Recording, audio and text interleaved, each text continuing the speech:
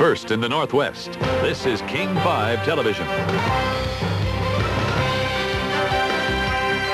And now, with all the news for Western Washington, Gene Enersen and Barry Judge, meteorologist Jeff Renner, and Tony Ventrella Sports.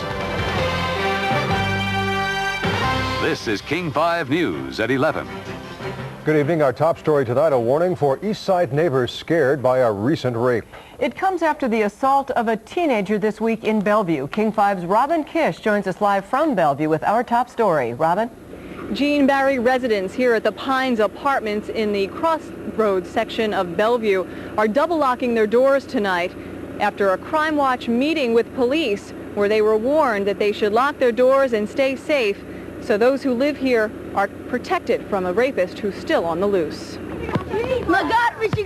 These young Pines apartment residents now know that preventing crime, like basketball, calls for a strong defense.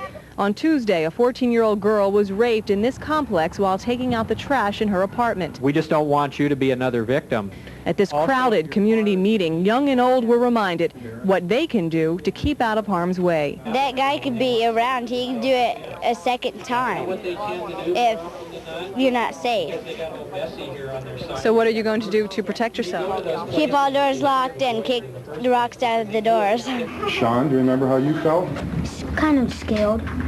Adults are also scared. I mean, it's awful. I have an 8-year-old kid that could happen to. It could happen to me. It could happen to my baby. Bellevue police assure residents that apprehending the rape suspect, who is described as a heavy-set Hispanic male in his late 20s, is the department's top priority. As of this afternoon, we'd had over 40 good tips from people who had thoughts and feelings about who this might be or something that might help us with the case. Residents are also afraid that the crime may divide the community. And I am just concerned that people are going to turn against the Hispanics in our community. It is one person. It is one person that preyed upon another person, and it is that one person that we want to get. As many as 10 detectives are assigned to this very one case, and the major says that those detectives are working between 12 and 13 hours a day to try to track down that suspect. I'm Robin Kish, reporting live in Bellevue. Well, besides the tips, how can residents help the police, Robin? Well, residents are being asked to call 911 if they see anything that's suspicious, anything at all. And besides that, they are also considering forming a block watch, a neighborhood crime prevention organization, so that they can assist police. And on another note, residents here are also trying to form a trust fund so they can help the family of the young victim. All right, Robin Kish, live in Bellevue. King County police are on the scene of a drive-by shooting that downed 2 teenagers tonight. It happened less than an hour ago in front of a convenience store on 4th Avenue Southwest near Southwest Roxbury in the White Center area.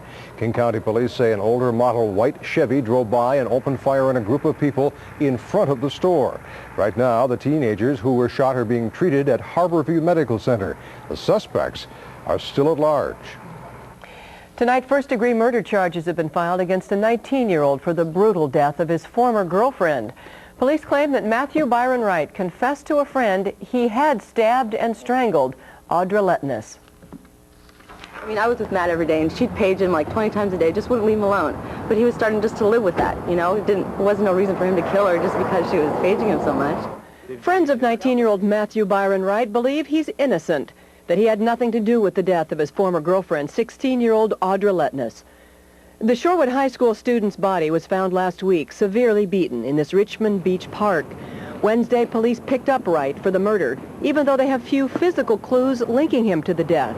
They do have circumstantial evidence. Audra's uncle read her statements on a petition for a restraining order. On 11/24/92, he dragged me by my hair, held a gun to my head, and hog-tied me. Audra's uncle says Wright had a charisma that captivated his niece.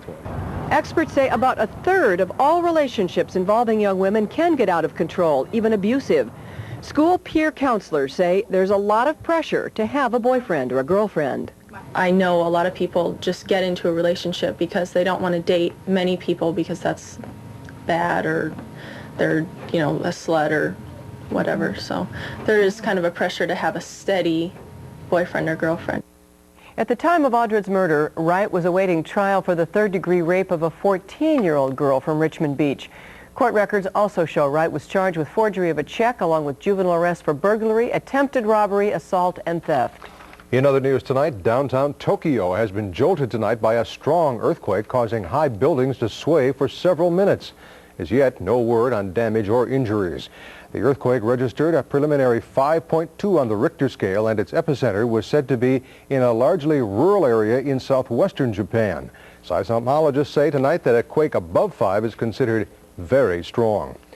Well, the sun will look just a little different when it comes out tomorrow because of a partial solar eclipse. The moon is moving into the path between the sun and the earth. It will block half the sun from sunrise to 7 a.m. in the Seattle area. We'll see only a portion of the eclipse, however. And remember, don't stare directly at the sun. Instead, punch a small hole in a piece of cardboard and then use a second piece to catch the sun's light through that hole. Well, it's the Suns we won't see in Seattle next week unless the Sonics can get the Rockets out of the way. And it's Anthony Ventrella's favorite son, Tony, who joins us with a quick look at what happened in Houston tonight. A rough one tonight in Houston. Unfortunately, well, we didn't predict it correctly. We did yesterday. Should have stuck with that one. There will be a 7th and deciding game between the Sonics and Rockets Saturday afternoon at the Coliseum. The pattern held true tonight. They played in Houston, so the Rockets won, although Gary Payton helped give Seattle a 4-point halftime lead, 47-43. But in the second half, the Rockets got hot from three-point range. Kenny Smith with 30 points tonight. Houston wins it 103-90. I think that home court advantage is going to be a big factor. I'd rather be going home than to be coming back out here for Game 7, and I'm sure they know that too, just by how, we beat them there, the 3 games we played, and we certainly know that just by how they beaten us here, the 3 games we played here. Series is even at 3 games apiece. Game 7, Saturday, 12:30 at the Coliseum here in Seattle. The winner of that one, yes, will go on and play the Suns in the Western Finals. All the marbles. More, that's right. More about that and then some. More about that in a few minutes. One way or the other, it's over Saturday. Yep. Tony, thanks. In health news tonight, vitamin E is being touted as the newest weapon in the war on heart disease. 2 separate studies tonight back up the vitamin's virtues. The studies found a large dose of vitamin E every day can reduce the risk of heart disease by 40%. The vitamin helps fight cholesterol built up in the arteries. The New England Journal of Medicine says vitamin E works best on heart problems when more than the recommended daily allowance is taken.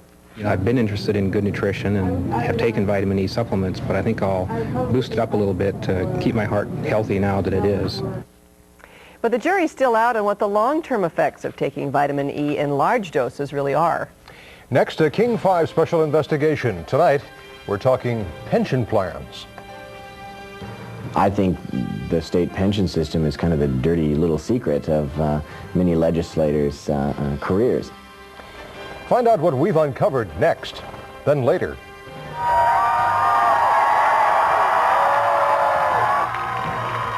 We're going to take you live to Boston for one heck of a Cheers party. And then Jay Leno does his show from there, so stay up. Lots more to tell you about tonight.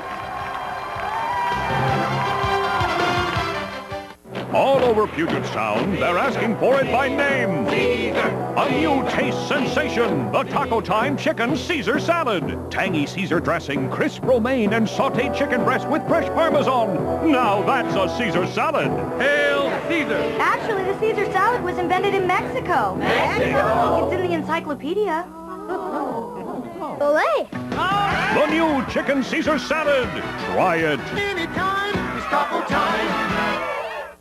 He was killed by a 5-time drunk driver. Now, for the first time, the driver talks. Tomorrow on King 5 News at 5, what he has to say for himself. I wish it was me instead of their little boy. I wish I would have died. But he's fighting hard against the punishment. What you don't know about the case could make you furious. Tomorrow, King 5 News at 5. Did you know the Beatles played here in '66? And it was raining. It was Yoko's fault. I love the 10 in a row. Lost classics and A to Z. They must have an endless music library. Beatles. Heart, Tom Petty. Aerosmith, ZZ Top. I came back to classic rock. All rock was not created equal. The switch is on to 102.5 KZOK-FM, the classic rock station. MCI's Friends Around the World has already saved people millions of dollars on international calls. And now MCI introduces World Weekends. Every Saturday in June, you can double your savings to 40% for the lowest priced international calls to any 2 international numbers that you select virtually anywhere. So call MCI, then start calling your friends around the world for 40% less with World Weekends.